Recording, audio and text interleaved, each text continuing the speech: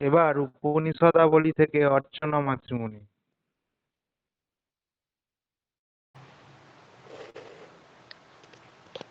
ওম শ্রী অরবিন্দ মীরা উপস্থিত সকলকে সশ্রদ্ধ সান্ধ্য প্রণাম। উপনিষদাবলীর পাঠ পর্যায়ে ঈশোপনিষদে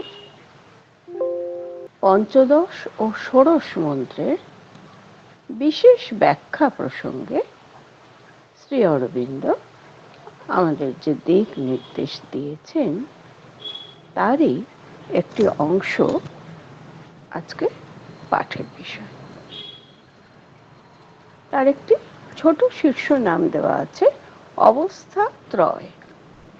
তিনটি অবস্থার কথা বলা হচ্ছে, আর মুখ্য পর্যায়টি হচ্ছে লোকসমূহ।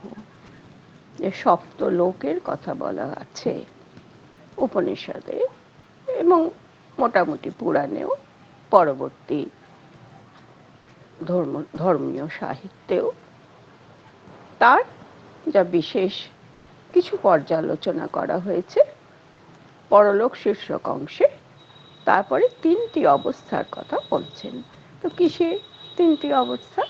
আমরা তো দেখেছি ভারতীয় অধ্যাত্ম সাধনায় এবং ভারতীয় দর্শনে এবং জীবনেরও বিভিন্ন পর্যায়ে সবসময় ভাগ করতে গেলে শুরু, মধ্য এবং অন্ত এরকম করে থেকে শুরু করে সর্বত্রই প্রায় তিনটি করে দশা বা অবস্থা বা পর্যায়ে যে কোনো শব্দবাচ্য বিভাগ করা আছে। তো এখানে কোন তিন অবস্থার কথা বলেছে শ্রী অরবিন্দ? বলেই দিচ্ছে যে অভিব্যক্ত বিশ্ব সম্পর্কে আত্মার তিন অবস্থার কথা এই উপনিষদে পাওয়া যায়। এই উপনিষদ অর্থাৎ ঈশাশ্রুতি, ঈশোপনিষদ। তাহলে কার তিন অবস্থা? আত্মার তিন অবস্থা। কোন বিষয়ে? না অভিব্যক্ত বিশ্ব বিষয়ে। আর সেই তিনটির কথাও বলা হয়েছিল, এগুলি আমাদের পূর্ব পাঠের অংশ ছিল। সেটা বলা হচ্ছে যে প্রথমত দেহে জন্মগ্রহণের মাধ্যমে একটি পার্থিব জীবন, আর তারপরে দ্বিতীয়টি হচ্ছে মৃত্যুর পরে অন্যান্য অবস্থাতে ব্যষ্টি আত্মার উদ্বর্তন। এই দ্বিতীয় পর্যায়টি একটি মনে রেখে আমরা আজকের পাঠ শুরু করব। আর তৃতীয় যে অবস্থা সেটি হচ্ছে অমর অস্তিত্ব, যেটি স্বভাবতই জন্ম মৃত্যুর অতীত। এরপরে যেখানেই আসছে মৃত্যুর পরে অন্যান্য অবস্থাতে ব্যষ্টি আত্মার উদ্বর্তন, এই পর্যায়ে প্রসঙ্গক্রমে এবং বলতে গেলে প্রায় অনিবার্যভাবে একটু পুনর্জন্মের প্রসঙ্গটি আসবে। সেই বিষয়ে আজকের পাঠ্যাংশ শুরু হচ্ছে। পৃষ্ঠা সংখ্যা 125। পার্থিব দেহে পুনর্জন্মের কথা এ উপনিষদে অর্থাৎ ঈশোপনিষদে পরিষ্কার করে বলা না হলেও, মানে সুস্পষ্টভাবে জন্মান্তরবাদ নিয়ে তেমন তাত্ত্বিক আলোচনা না হলেও তার ভাব ও ভাষাতে সে বিশ্বাসের আভাস পাওয়া যায়। তার ভাবে, তার বক্তব্যের মধ্যে উপনিষদের এবং ভাষায় যে সমস্ত শব্দ চয়ন করে শ্রুতি শরীর নির্মিত হয়েছে তার মধ্যেও যেন একটা পুনর্জন্মের আভাস বলেছেন। সরাসরি তদ্বিষয়ক আলোচনা কিন্তু শ্রী অরবিন্দ বলেননি। আর তার জন্য দৃষ্টান্ত স্বরূপ যে অংশটি তুলেছেন সেটি আমরা একটু দেখে নিই। বলছেন বিশেষ করে সপ্তদশ শ্লোকে। সেই যে সপ্তদশ শ্লোক, সেই সপ্তদশ শ্লোকটা আমাদের পরবর্তী পর্যায়ের আলোচনায় যাবে, যখন পরবর্তী অধ্যায়ে যাব। আমরা এই চতুর্থ প্রবাহের, আমরা তো প্রথম পর্যায়ে রয়েছি লোকসমূহ, পরবর্তী পর্যায়ে আমরা 17 নম্বর শ্লোকে বা মন্ত্রে যাব। তো তার আগে আজকে প্রাসঙ্গিকভাবে যে সপ্তদশ মন্ত্র উঠে আসছে সেটিকে তাহলে আমরা একটু ঈশাস্তুতির কাছ থেকেই একটু দেখে নিই।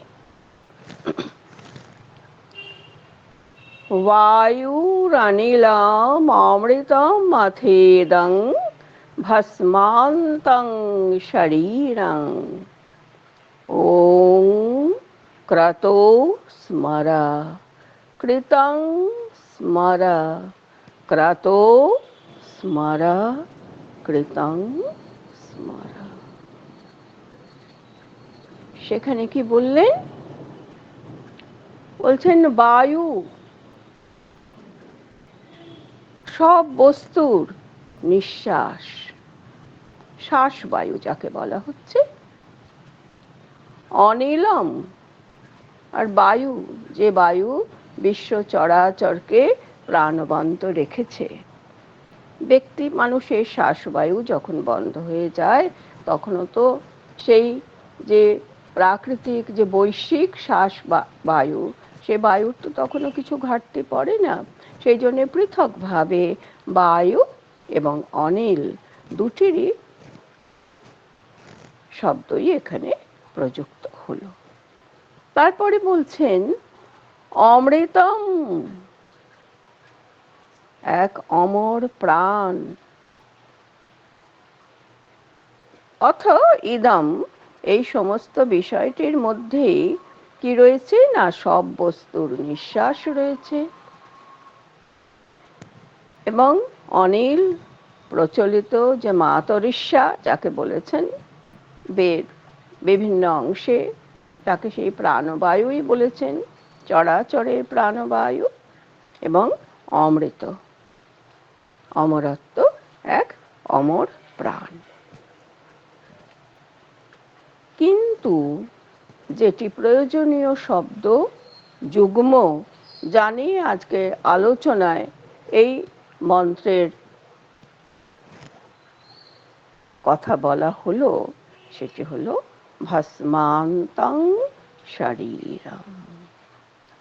কিন্তু এই যে দেহ, সব বস্তুর নিঃশ্বাস, বায়ু, অমর প্রাণ সবই রইল, কিন্তু এই দেহের পরিণাম হচ্ছে ভস্ম। তাহলে দেহ ভস্মসাৎ হবে, এটি ঔপনিষদিক সত্য, এত জীবনের সত্য যেমন, তেমনি উপনিষদও এই সত্যকে স্বীকার করেছেন। কিন্তু যে উপনিষদ একটা সর্বকালব্যাপী এক সত্তার কথা, আত্মার কথা, জীবাত্মা এবং পরমাত্মার কথা বলেন, তাকে তো শরীরং ভস্মান্তং পর্যন্ত তিনি বলেন, কিন্তু তার শরীরের তো সেখানে শেষ হয়ে যাচ্ছে তা তো বলেন না, ভস্মসাৎ হচ্ছে। একটা বিশেষ পাঞ্চভৌতিক সত্তা, সে ভস্মসাৎ হচ্ছে, এই পর্যন্ত বলা আছে। কাজেই এখানে অন্তত পক্ষে যে আত্মার আশ্রয় স্বরূপ যে দেহ রয়েছে, সে যদি মৃত্যুতে পতিত হয় তাতে কিন্তু সে আত্মার তো শেষ হয় না। যেহেতু শেষ হয় না, কাজেই শরীরের একটা পুনর্জন্মের প্রশ্ন এখানে সুতরাং অনুস্যূত থাকে। সেই জন্যেই বলছেন যে ভাবে এবং ভাষাতে পুনর্জন্মের কথা বলা হয়েছে, কিন্তু সরাসরি পুনর্জন্মের তত্ত্বটি এই ঈশোপনিষদের অতি সংক্ষিপ্ত অবয়বে তেমনভাবে পরিস্ফুট হয়নি। আর সেই জন্যই কি বলা হয়েছিল, সেই অংশটি পরবর্তী অংশতে আমরা দেখবই। এখন শুধু একটু জেনে নিই। ওং ক্রতো স্মর কৃতং স্মর ক্রতো স্মর কৃতং স্মর। দ্বিরুক্তি, আপাত দ্বিরুক্তি একটি আমরা পাচ্ছি মন্ত্রের দ্বিতীয় চরণে। যেন ওম, এই ওম শব্দ হচ্ছে অগ্নির যে ব্রহ্মস্বরূপ তারই প্রতীক এই ঔপনিষদিক ওম শব্দ। তার অন্যান্য ব্যাখ্যার কথা শ্রী অরবিন্দ তো বলেইছেন।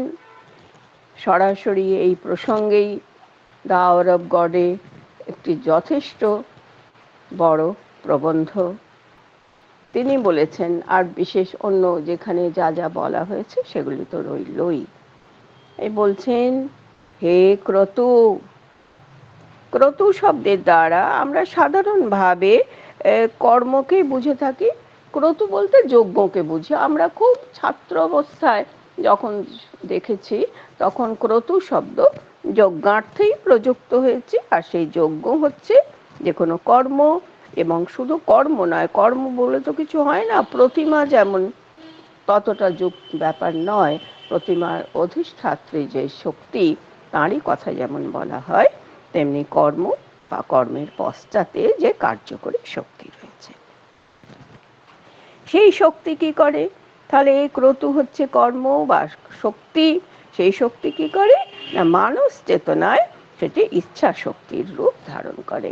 সেই জন্য অনুবাদ করবার সময় শ্রী অরবিন্দ কিন্তু বলছেন, উদ্ধৃতির মধ্যে বললো, মধ্যে বন্ধনীর মধ্যে বলছেন ইচ্ছা শক্তি স্মরণ করো, নিজের কৃত কর্ম স্মরণ করো। কেন শরীর শেষ অবধি ছাই হয়ে যাবে, যত কিছু চিরন্তন শক্তি প্রকৃতিতে থাকুক না কেন। কাজেই তুমি কি করবে না, তুমি স্মরণ করো। কি স্মরণ করবে? কৃত কর্ম স্মরণ করো, তুমি যা করেছো সেগুলি স্মরণ করো। আর ব্যাখ্যার বেশি গেলাম না, আমাদের দরকার ছিল ওই দুটি শব্দ, ভস্মান্তম শরীরম। পুনর্জন্মে এই বিশ্বাসের উপর নির্ভর করে মৃত্যুর পরে মানুষ তিনটি পৃথক উদ্দেশ্যের উপর দৃষ্টি রাখতে পারে। তাহলে পুনর্জন্মের এই বিশ্বাস এখানে রইল, ব্যাখ্যা আবশ্যক নেই আপাতত। পৃথিবীতে কি কি তিনটে পৃথক উদ্দেশ্যের উপর দৃষ্টি রাখা যেতে পারে মৃত্যুর পরে? কারণ মৃত্যু তো হবে, ভস্মান্তং শরীরম, ওটা একদম ওখানেতে এস্টাবলিশড ফ্যাক্ট হয়ে গেছে।